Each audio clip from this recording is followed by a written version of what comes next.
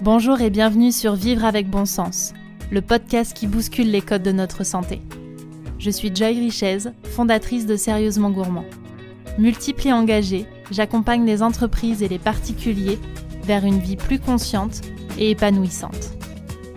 Ici, je parlerai sans détour de sujets qui m'animent et me motivent, et je partagerai mon micro avec des personnes aussi talentueuses qu'inspirantes pour nous faire réfléchir et évoluer. Bref, tout un programme pour élargir sa vision, être en accord avec soi et être pleinement épanoui.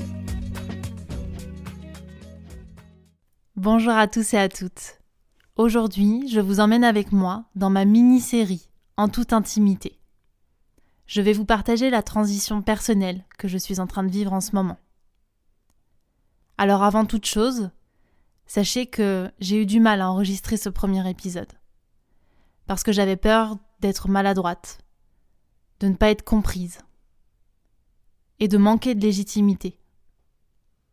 Qui je suis pour vous parler d'une histoire banale que beaucoup de personnes doivent rencontrer?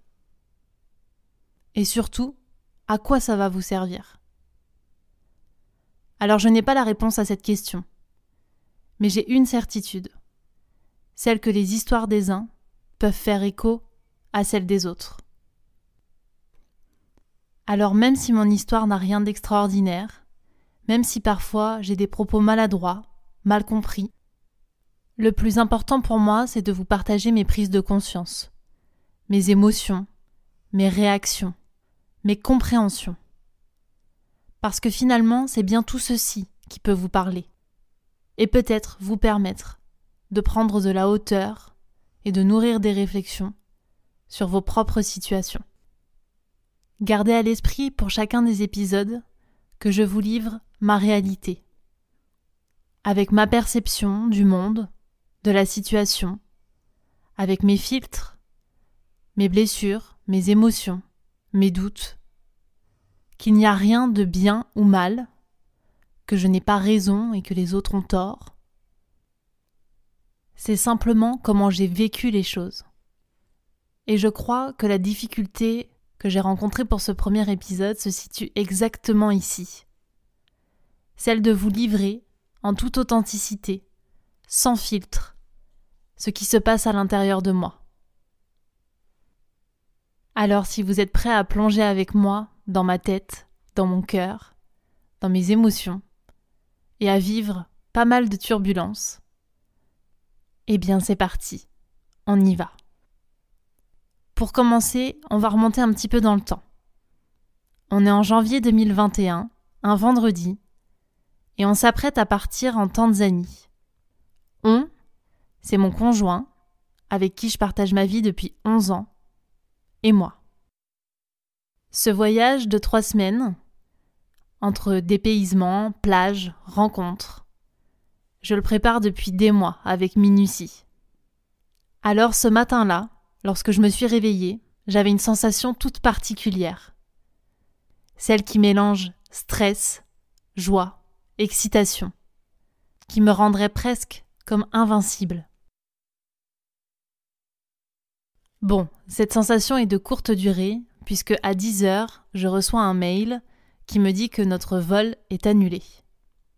Je réagis tout de suite et j'explore l'ensemble des options pour pouvoir partir aujourd'hui, en Tanzanie. Et puis, plus le temps passe, plus je perds de mon optimisme. On n'a aucun moyen de partir ce jour-là, et les options que l'on nous propose ne nous conviennent pas.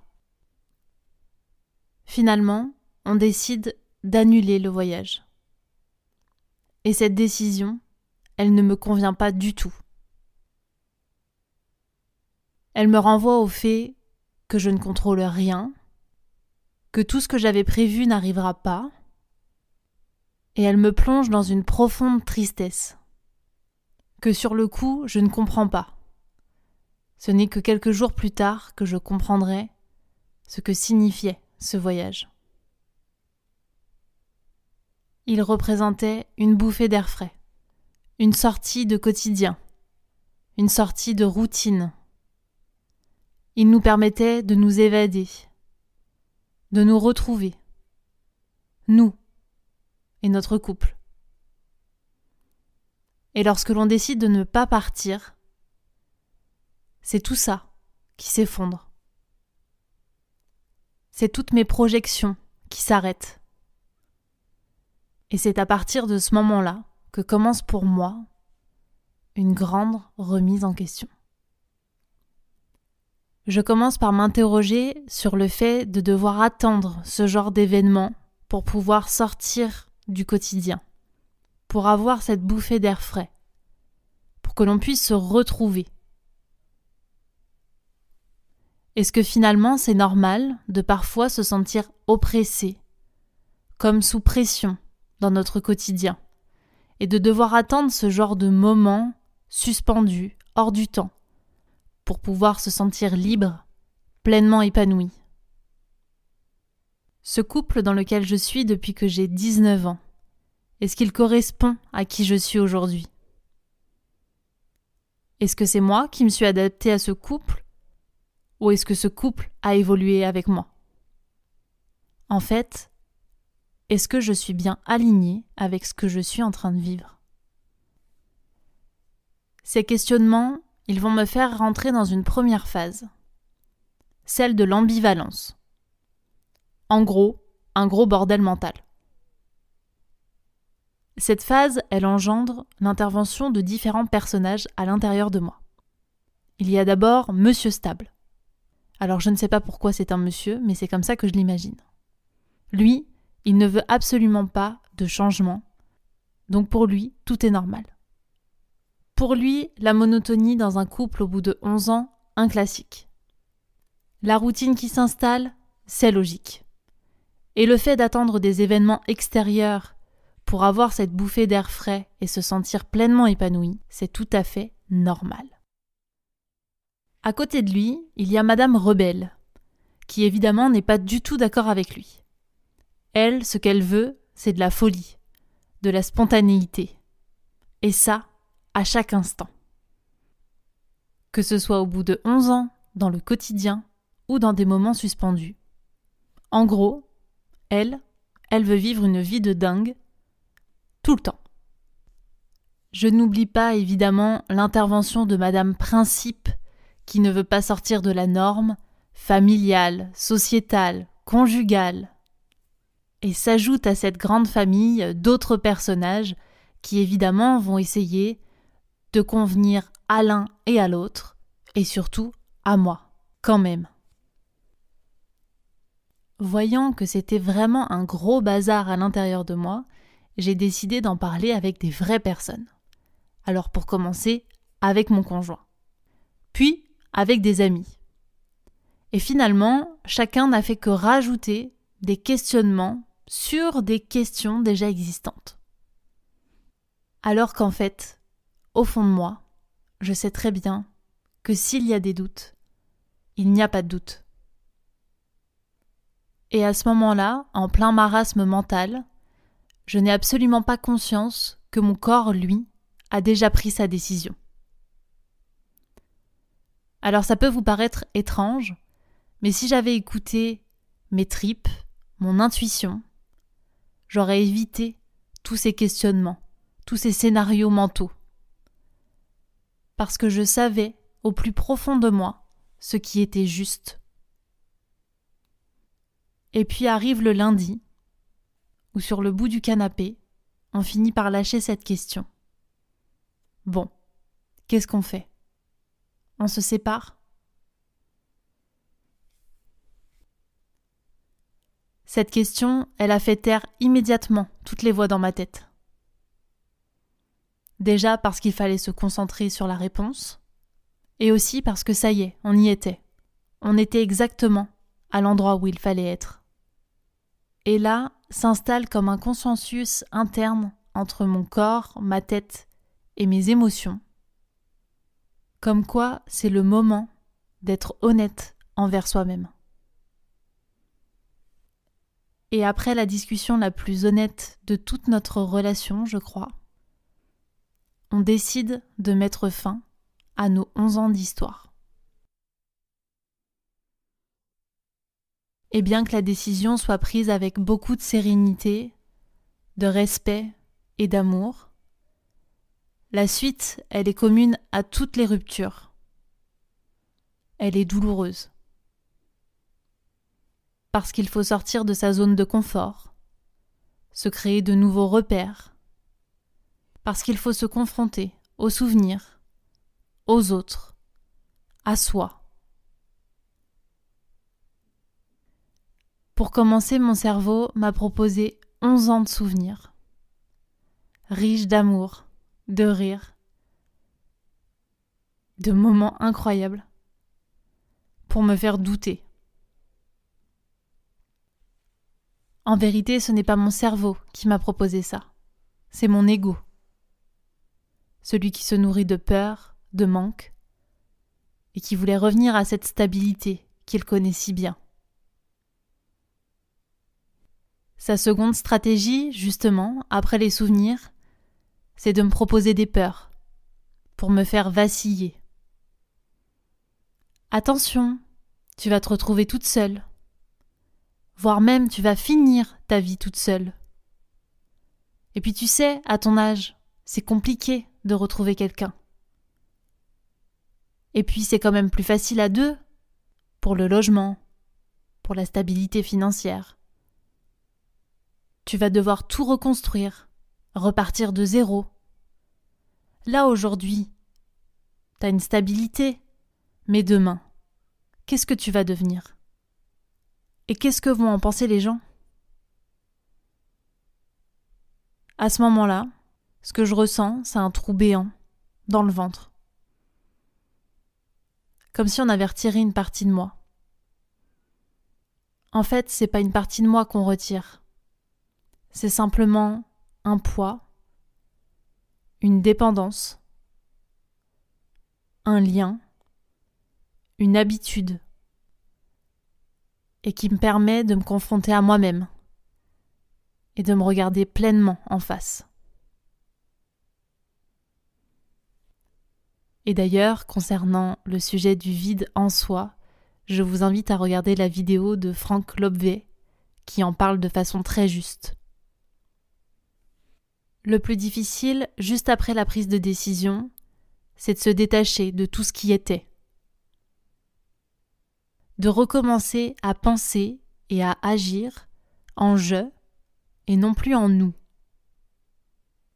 De sortir de ces 11 ans d'habitude et se recréer des repères personnels. Finalement, de me reconnecter à ce qui est essentiel pour moi avant de raisonner en nous. En fait, cette rupture, c'est une invitation à redécouvrir qui je suis. Non pas parce que je me suis perdue, mais parce que parfois je me suis oubliée, mise de côté, bridée. Toute seule et de façon totalement inconsciente. Mais aujourd'hui, avec du recul, je comprends de façon consciente que j'ai parfois fait passer le nous avant le je. Il y a d'ailleurs une métaphore que j'aime beaucoup, que j'ai découvert pendant cette transition, que j'ai envie de vous partager. C'est celle du bateau. Un couple, c'est 3 bateaux. Mon bateau, celui de l'autre, et celui que l'on construit, ensemble.